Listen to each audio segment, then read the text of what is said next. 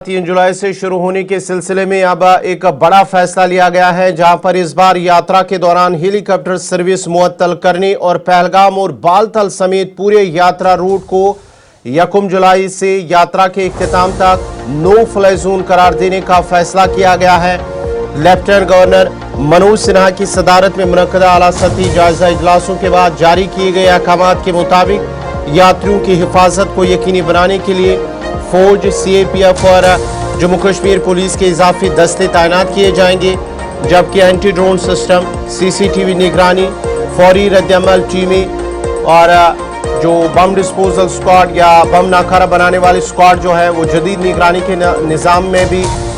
नस्ब किए जाएंगे। Amarnath shrine board ने अकीदतमंदों को हिदायत दी है, जो यात्री हैं उन्हें ये कहा गया है कि वो मुक़द्दस गुफा तक सफ़र करने के लिए या तो पैदल जा सकते हैं या घोड़ों का इस्तेमाल कर सकते हैं या पालकी के जरिए वो अपना सफ़र मुकम्मल कर सकते हैं। तफसीलात के लिए हमारे साथ फिदा हुसैन है। फिदा, ये जो फैसला लिया गया है कि फ़िलहाल एक तो हेलीकॉप्टर सर्विस को फ़िलहाल मुअत्तल कर दिया गया है इस बार यात्रा के लिए, और साथ ही साथ जो नो फ्लाई जोन भी करार दिए गए हैं, क्या कुछ तफसीलात हैं इस हवाले से? क्या सिक्योरिटी को लेकर ये फैसला लिया गया है?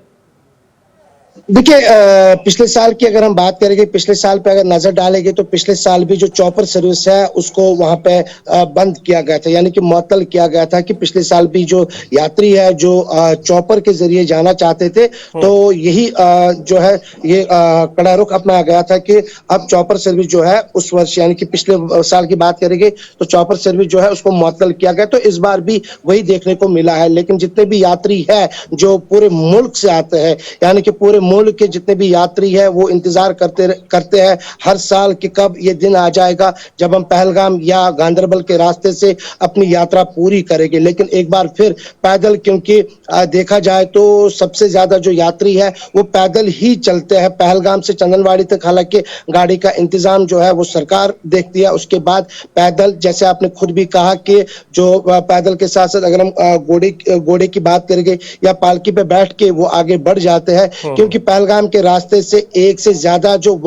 दिन से ज्यादा वक्त जो है वो लगता है और एक दिन के बाद ही वो गुफा तक पहुंच जाते हैं, यानी कि तकरीबन 3 दिन लग जाते हैं और 3 दिन के बाद उनकी वापसी होती है और वापसी उसी तरीके से होती है जिस तरीके से वो यहाँ से आगे बढ़ते हैं। लेकिन अगर हम बालटाल की बात करेंगे, हालांकि बालटाल के रास्ते से जो यात्री है वो भी वहां से पसंद करते जाने के लिए, लेकिन देखा जाए तो जो हमने सुना है, जो हमने बहुत सारे ऐसे जो भक्त है उनसे हमने सुना है कि वो यही कहते हैं कि अगर हम धार्मिक रास्ते की बात करेंगे तो धार्मिक रास्ता जो है वो पहलगाम का ही है और इसलिए हम पहलगाम को ही चुनते हैं और पहलगाम से ये बताइएगा, क्योंकि हमने देखा कि गुज़िश्ता दिनों जो सूबाई कमिश्नर कश्मीर उन्होंने भी पहलगाम में एक रिव्यू मीटिंग भी ली यात्रा के हवाले से, तो इस बार यात्रियों के जब हम इंतजाम की बात करते हैं तो इस बार नया क्या है? क्या जो ट्रैक्स की मरम्मत थी वो काम मुकम्मल हुआ है या इस बार जो सहूलत है, नई सहूलत यात्रियों को क्या मिलने वाली है?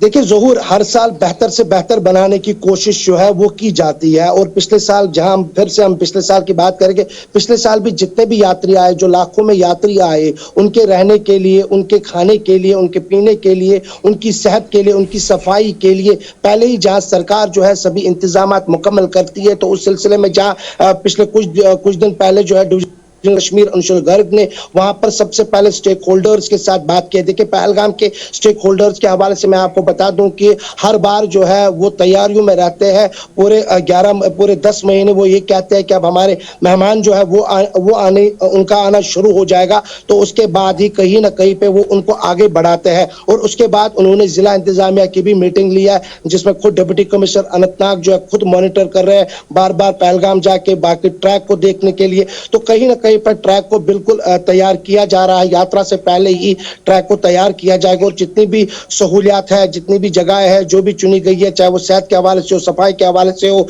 बिजली के हवाले से हो, पीने के पानी के हवाले से हो, जितने भी इंतजामात है उनको हतमी शक्ल दी जा रही है। बहुत बहुत शुक्रिया तफसीलात फराहम करने के लिए। फिदा हुसैन पहलगाम से तफसीलात फराहम कर रहे थे और बता रहे थे कि बड़े पैमाने पर तैयारियां जारी है। इस बार जो हेलीकॉप्टर सर्विस है वो दस्तयाब नहीं रहेगी, नो फ्लाइंग जोन फिलहाल बालतल और जो दूसरा रास्ता है उनको करार दिया गया है और इस हवाले से अहम मीटिंग भी होने जा रही है और मीटिंग के बाद इस हवाले से मज़ीद फैसले लिए जा सकते हैं।